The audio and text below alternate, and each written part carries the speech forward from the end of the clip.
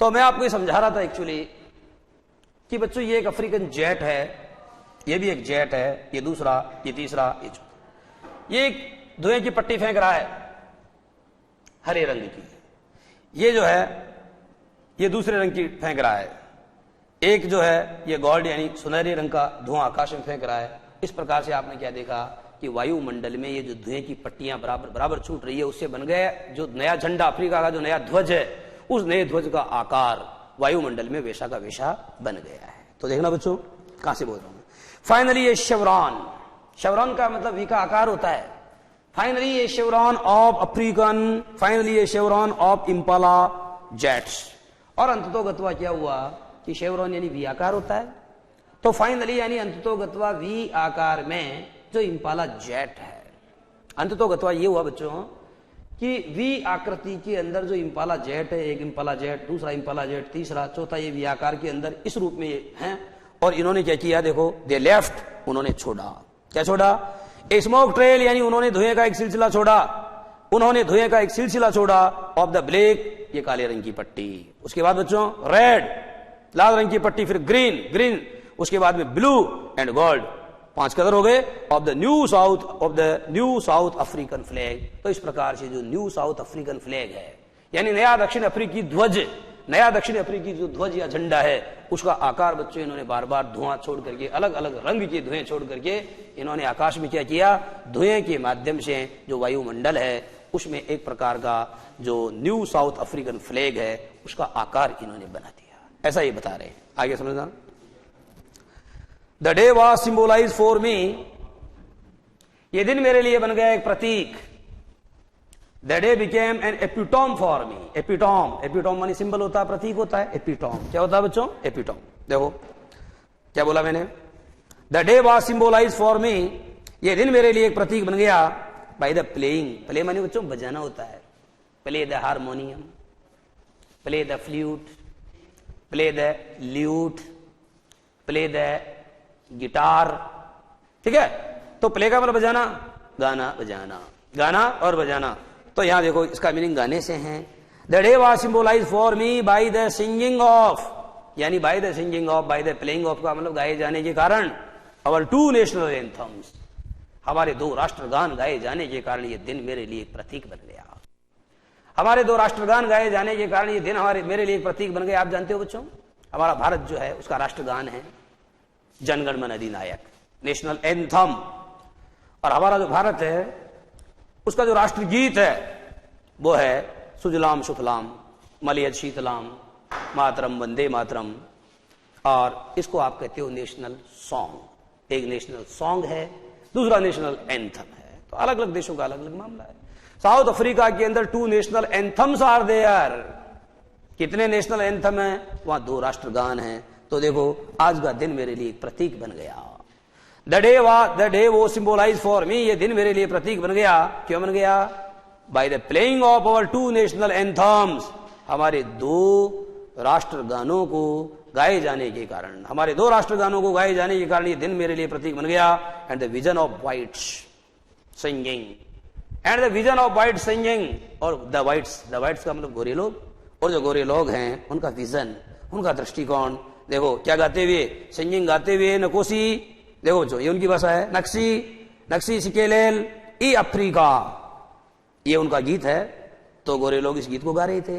And the blacks, और जो काले लोग थे, देवर सिंगिंग डाई स्टेम, वो गा रहे थे। डाई यानी मरना, स्टेम मानी तना होता है। डाई स्टेम नाम का उनका कोई पुराना गीत है, वो गा रहे थे। The old anthem of the Republic, जो इस रिपब्लिक का, जो इस गणराज्य का क्या हुआ करता था, जो इस रिपब्लिक का या इस गणराज्य का पुराना एंथम या पुराना गान हुआ करता था। देखो बच्चों, पब्लिक यानी तो क्या होता है, जनता। पब्लिक यानी जनता होता है, ठीक है। पब्लिक का काम कहना होता है, तो पब्लिक जो है उसका मतलब जनता होता है। और पब्लिक का मतलब बच्चों सार्वजनिक भी होता है। जैसे ये this is a public park, this is a public park, you must not park your car here. ये एक पब्लिक पार्क है और आपको अपनी कार को यहां पर पार्क नहीं करना चाहिए। तो यहां बच्चों पब्लिक का मतलब सार्वजनिक हुआ ना। तो पब्लिक यानी सार्वजनिक होता है, पब्लिक का मतलब जनता होता है। और रिपब्लिक का मतलब दुब्बारा जनता नहीं होता है, क्योंकि री मानी दुब्बारा, जैसे री चेकिंग होती है, रीटेस्ट होता है। तो री का मतलब जनरली हम दोबारा या पुनः से लेते हैं, तो रिपब्लिक का मतलब पुनः जनता नहीं होता, रिपब्लिक का मतलब गणराज्य होता है। क्या होता है? गणराज्य। और एक बात अच्छी समझ लीजिए, जिन देशों के नाम के पहले रिपब्लिक शब्द का प्रयोग होता है उनके पहले आपको डेफिनेट आर्टिकल द का प्रयोग करना चाहिए। ये नियम है। क्या है? जिन देशों के नाम के पहले यूनियन, यूनाइटेड, सोवियत या रिपब्लिक शब्द का प्रयोग हो, before the names of those countries, उन देशों के नामों से पहले we have to use definite article the, हमें डेफिनेट आर्टिकल द का प्रयोग करना चाहिए। ओके बच्चों, देखना। तो दो गीत हैं, नकोसी सिकेलेल ई अफ्रीका, इसको गोरे लोग गा रहे हैं द ब्लैक्स, और काले गा रहे हैं डाई स्टैम। ये क्या है? The old anthem of the Republic, ये गणराज्य का ओल्ड एंथम है, अर्थात ये गणराज्य का पुराना गान है। गीत नहीं है बच्चों, सॉन्ग अलग है। सॉन्ग अलग होता है, एंथम अलग होता है। सॉन्ग अलग होता है, एंथम अलग होता है। सॉन्ग का मतलब गीत होता है हिंदी में, ठीक है, और एंथम का मतलब गान होता है हिंदी में। दोनों के अनुवाद मैंने बता दिए हैं। अब गान और गीत में क्या फर्क है? हाँ, तो इस तरीके से आपने ये देखा कि ऑल दो दैट डे, हालांकि, ऑल दो का मतलब होता है हालांकि। ऑल दो यानी क्या होता है बच्चों? हालांकि, यद्यपि। ऑल दो दैट डे, उस दिन, हालांकि उस दिन क्या हुआ था? हालांकि उस दिन, नाइदर यानी होता है बच्चों दो में से कोई भी नहीं। नाइदर का मतलब होता है दो में से कोई भी नहीं। जैसे मैंने आपको कहा कि neither of the two girls is beautiful, इन दोनों लड़कियों में से एक भी लड़की खूबसूरत नहीं है। Neither of the girls is beautiful, तो नाइदर का मतलब दो में से एक भी नहीं। यहां क्या है देखो, neither of the groups, neither groups, इसमें ये दिया हुआ है नाइदर ग्रुप। उस, हालांकि उस दिन उन दोनों समूह में से एक गोरे लोगों का समूह था, एक काले लोगों का समूह था। तो हालांकि उस दिन गोरे तथा काले लोगों के उन दोनों समूह में से एक भी समूह नहीं न्यू जानता था the lyrics of the anthem. वो जो एंथेम है, वो जो गान है, उसके लिरिक्स, उसके बोल, उसके बोलों का अर्थ उन दोनों समूह में से कोई भी समूह नहीं जानता था। लिरिक्स गा रहे थे, गाए जा रहे थे, लेकिन what was the real meaning of those lyrics, लेकिन गीत के, प्रगीत के उन शब्दों का क्या मीनिंग था, इन्हें वो दोनों ही नहीं जानते थे। परंतु वो क्या कर रहे थे? वो गाए जा रहे थे। दे केप्ट ऑन सिंगिंग, अर्थात वे गाए जा रहे थे। आगे देखना, दे वंस डिस्पाइज्ड, जिस लिरिक्स से वो कभी नफरत किया करते थे। दे यानी वे, वंस यानी कभी, ठीक है, एक समय ऐसा था तब वो करते थे। और डिस्पाइज का मतलब they hated, they once hated, यानी जिसको वे किसी जमाने के अंदर नफरत किया करते थे, एक समय था जब वो घृणा किया करते थे, आज वो दो गोरे और काले लोग दोनों जो है, दोनों समूह के लोग अपने अपने राष्ट्रगान गा रहे हैं। एक तो जो है जो गोरे लोग हैं वो दूसरा गा रहे हैं, ये दूसरा गा रहे हैं, और जो दोनों समूह हैं उन दोनों ही समूह के लोगों को उन लिरिक्स के, वो जो प्रगीत है, उन प्रगीत के शब्दों का शब्दार्थ पता नहीं था, परंतु वे गाए जा रहे थे। लेकिन चिंता की कोई बात नहीं है, they would soon know the words by heart, वे लोग शीघ्र ही इन शब्दों को कंठस्थ कर लेंगे। बाई हार्ट का मतलब होता है बच्चों कंठस्थ कर लेना, हृदयस्थ कर लेना, हृदयस्थ। तो जल्दी वो क्या कर लेंगे? वो जल्दी इन शब्दों को तथा इनके शब्दार्थों को हृदयंगम, उनको क्या कर लेंगे? हृदयंगम कर लेंगे, कंठस्थ कर लेंगे, ऐसा मीनिंग है ना, हृदयस्थ कर लेंगे। आगे देखना, on the day of the inauguration, inauguration उद्घाटन, उद्घाटन के दिन पर, ऐसा नहीं बोलना चाहिए। देखो शुरू में ओन आ रहा है, ओन यानी पर या ऊपर होता है, ध्यान समझना मेरी बात। मैं आपको अनुवाद का फंडा समझाता हूं। ऑन का मतलब पर या ऊपर होता है, लेकिन मैं आपको ये कहूं कि मैं सोमवार को जा रहा हूं, ठीक है, तब अपन क्या बोलेंगे? I am going on Monday. अब यह देखना आप, ये जो ऑन है, तो मैंने आपको कहा कि मैं सोमवार पर जा रहा हूं, ऐसे नहीं बोलते। मैं सोमवार को जा रहा हूं, मैं सोमवार को आ रहा हूं, को बोलते हैं। तो वहां तो चलो को तो बोला, यहां को भी नहीं आएगा। देखना आप क्या है, on the day of the inauguration, इसका मतलब सिर्फ इतना सा, उद्घाटन के दिन। पर यह बोलना अनावश्यक है, ये मन में समझने की बात है। ऑन लगेगा जरूर, but when you translate the sentence into Hindi, परंतु जब आप इस वाक्य को हिंदी में अनुवाद करोगे तो पर या ऊपर बोलने की दरकार नहीं है। कैसे बोलोगे? शपथ समारोह के दिन, इसको शपथ समारोह भी कहते हैं, इसको उद्घाटन भी कहते हैं। तो आजादी का उद्घाटन, स्वतंत्रता का उद्घाटन, यानी स्वतंत्रता के शपथ समारोह के दिन, आई वॉज ओवरवेल्म्ड, मैं तो लबालब भर गया था। जैसे गिलास है, भर गया लबालब और छलकने लगा। इन द सेम वे, ठीक उसी प्रकार से उस आजादी के उद्घाटन के दिन क्या था? आई वॉज ओवरवेल्म्ड विद, अर्थात मैं पूरी तरह अभिभूत हो गया था, मैं पूरी तरह गदगद हो गया था, मैं पूरी तरह लबालब भर गया था। किससे? With the sense of history, इतिहास की समझ से। हर व्यक्ति जो बच्चों किसी भी देश का है तो उसके अंदर थोड़ी इतिहास की समझ होती है और वो अपने देश के इतिहास पर गर्व करता है। हम भारत के लोग हैं और हम भी अपने भारत का जो गौरवमय इतिहास है, अरुणीय मधुमेह देश हमारा, ठीक है, तो अरुणीय मधुमेह देश हमारा। तो इस प्रकार की कविताएं हैं, उनमें क्या है? उनमें हमारे भारत का जो गौरवमय अतीत है उसका चित्रण किया गया है। तो ऐसा हर जगह होता है। अफ्रीका के जो लोग हैं उनको भी अपने इतिहास के ऊपर बड़ा गर्व रहा होगा। तो उस दिन यानी इनॉग्रेशन के दिन, यानी उद्घाटन के दिन, जो वहां के राष्ट्रपति नेल्सन मंडेला महोदय हैं, वो कह रहे हैं कि I was completely overwhelmed with the sense of history. मैं अपने देश के इतिहास बोध से पूरी तरह अभिभूत हो गया था।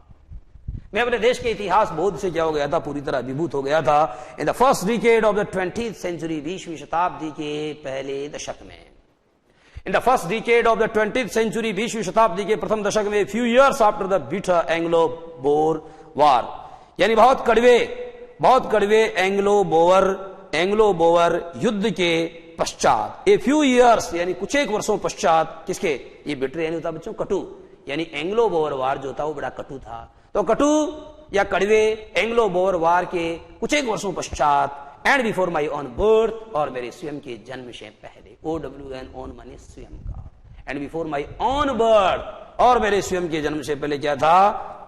The white skinned peoples of South Africa, the white skinned peoples of South Africa, दक्षिण अफ्रीका के गोरी चमड़ी के लोग। देखो बच्चों, पीपल में एस जुड़ा हुआ है। मैं समझाना ये चाह रहा हूं कि जो पीपल शब्द है उसमें एस जोड़ के उसका प्लूरल नहीं बनाना चाहिए, परंतु अगर यहां बनाया हुआ है तो आप उसको गलती भी मत समझना, वो गलत भी नहीं है। दरअसल क्या है कि जब आप पीपल शब्द का प्रयोग करके नेशनैलिटी बताना चाहते हो, जब आपका जोर, जब आपका एम्फेसिस, जब आपका बल लोगों की राष्ट्रीयता या लोगों की नेशनैलिटी के ऊपर हो, तब बच्चों पीपल में एस जोड़ करके उसका प्लूरल बनाया जाता है।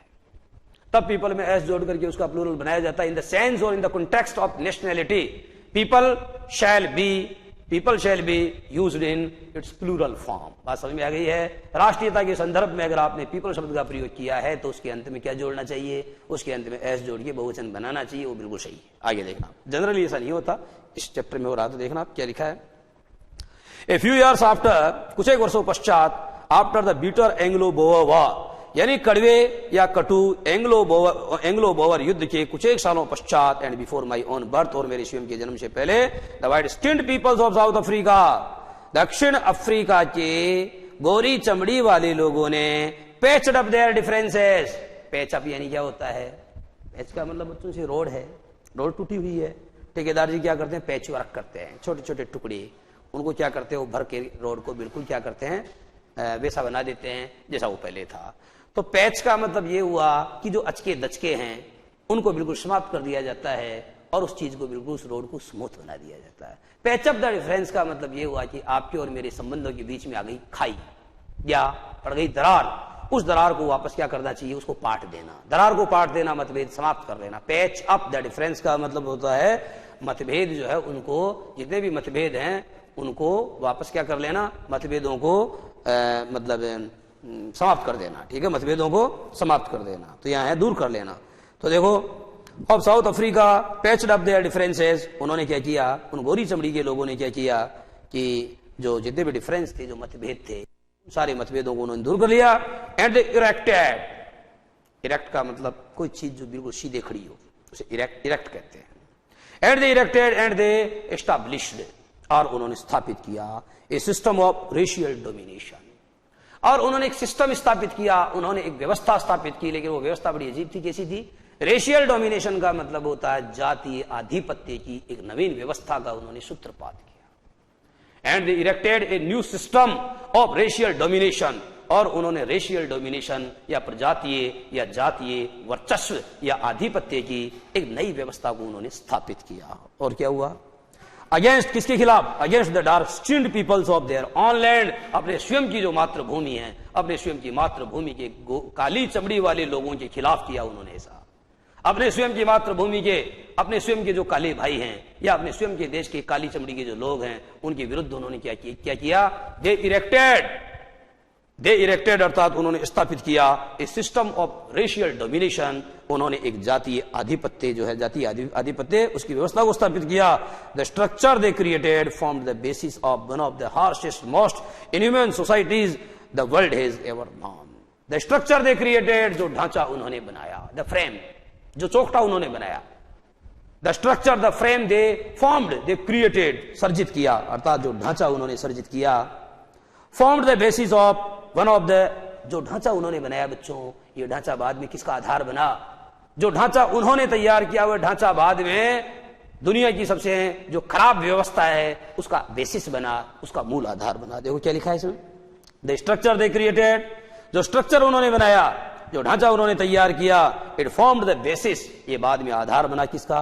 ये बाद में फाउंडेशन बना। It became the foundation of one of the harshest, सबसे कठोर, मोस्ट इनह्यूमन, सबसे अधिक अमानवीय सोसाइटीज यानी समाज, the world has ever non, यानी सबसे कठोर तथा सबसे अमानवीय समाज जिसको जी कभी इस विश्व ने देखा है या जिसको जी कभी इस विश्व ने जाना है, इस प्रकार की सबसे खराब, सबसे अमानवीय तथा सबसे कठोर समाज जो है उसका वो ढांचा बाद में आधार बना।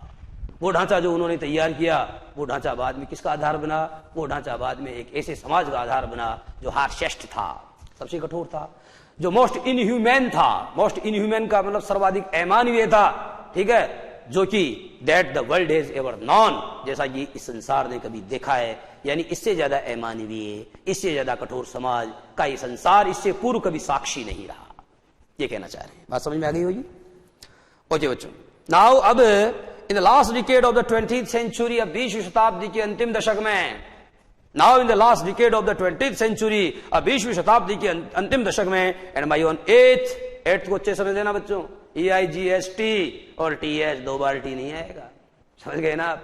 होता क्या है कि जैसे आपने क्या किया, जैसे 10 है तो TN और TH जोड़ दिया, TN TH जोड़ दिया, पर 8 में एक समस्या आ रही है, 8 में तो T ऑलरेडी आ रहा है। अगर ऑलरेडी आ रहा तो आप ऐसा मत करना 8 और फिर TH, ऐसा नहीं होगा, एक T हट जाएगा, एक ही रहेगा, समझ में आ गया ना? नोट करने वाली बात है।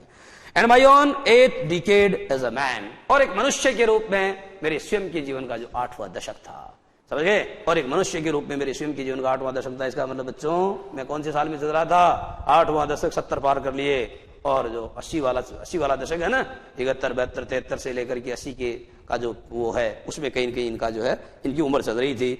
और ये कह रहे हैं दैट सिस्टम हैड बीन, और जब मैं 80 साल का हो गया तब जाके क्या हुआ? हमने उस सिस्टम का तख्ता पलट कर दिया। That system had been overturned for ever, हमने हमेशा के लिए उस व्यवस्था को उलट दिया, एंड रिप्लेस्ड, और क्या किया? उसको प्रतिस्थापित कर दिया, किसके द्वारा?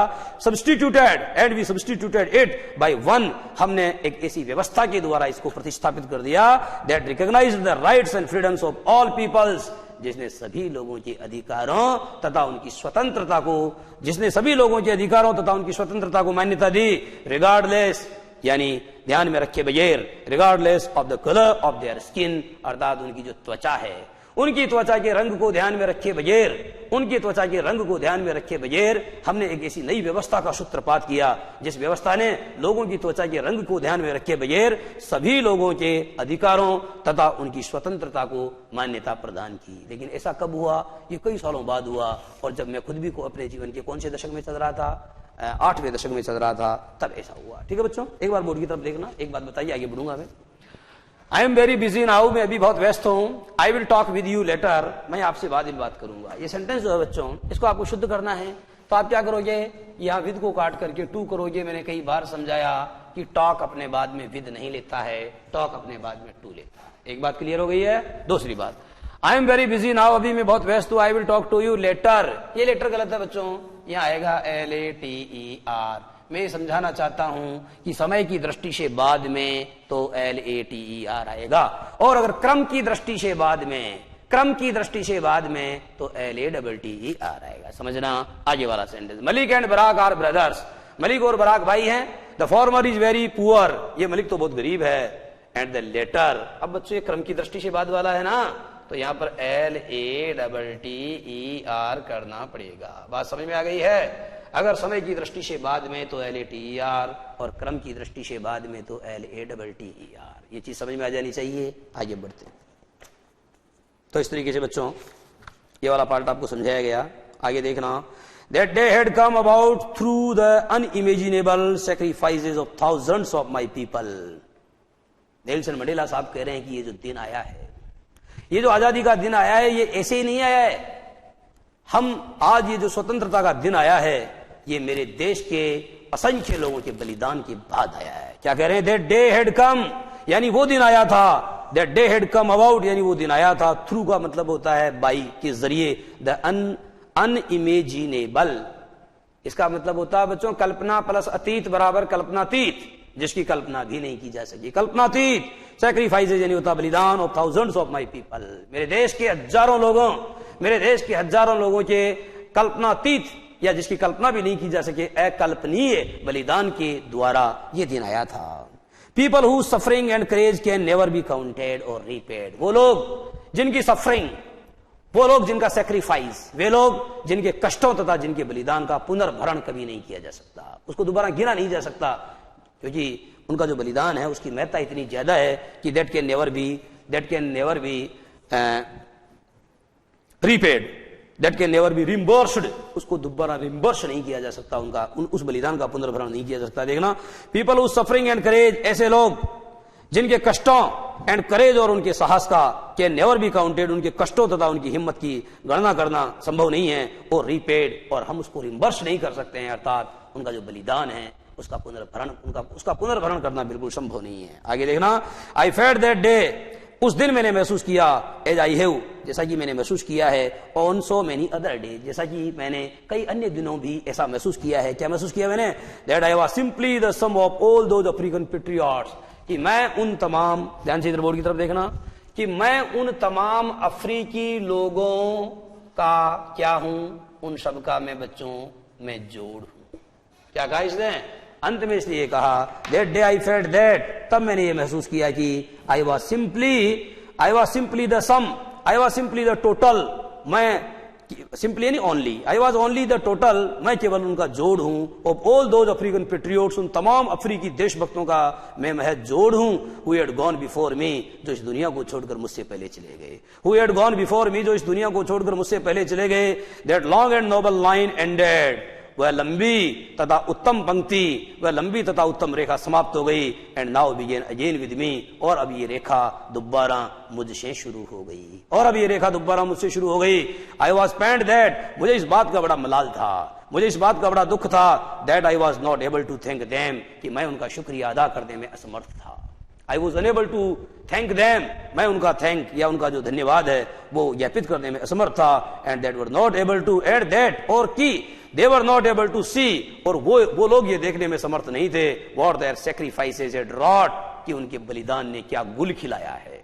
मुझे इस बात का बड़ा मलाल था कि मैं आज, वो लोग इस दुनिया में मौजूद नहीं है, वो जा चुके हैं, इसलिए मैं उनकी कुर्बानियों के लिए उनका शुक्रिया अदा नहीं कर सकता हूं, वो मेरे सामने नहीं है। और मुझे इस बात का भी मलाल है कि आज वो यहाँ मौजूद नहीं है ये देखने के लिए कि उनकी कुर्बानियों ने क्या गुल खिलाया है, उनका जो बलिदान है उसने क्या गढ़ा है। देखो बच्चों, ये वर्ड क्या है, ये देखना आप, WRIGHT, राइट, रॉट, जिसका मतलब गढ़ना होता है। उनके बलिदान ने, उनकी कुर्बानियों ने क्या गढ़ा है, क्या नया बनाया है, इस सब चीज को देखने के लिए आज वो यहाँ नहीं है। इस बात का जो है मुझे बड़ा मलाल है। तो इस तरीके से बच्चों आपने ये देखा कि इतना सारा पार्ट हमने आपसे, इतने सारे पार्ट के ऊपर बात की। एक दो शब्द है बच्चों, एक होता है ह्यूमन, एक दूसरा होता है ह्यूमन। दोनों का फर्क आपको एक बार क्लियर कर देता हूं, देखना आप क्या है।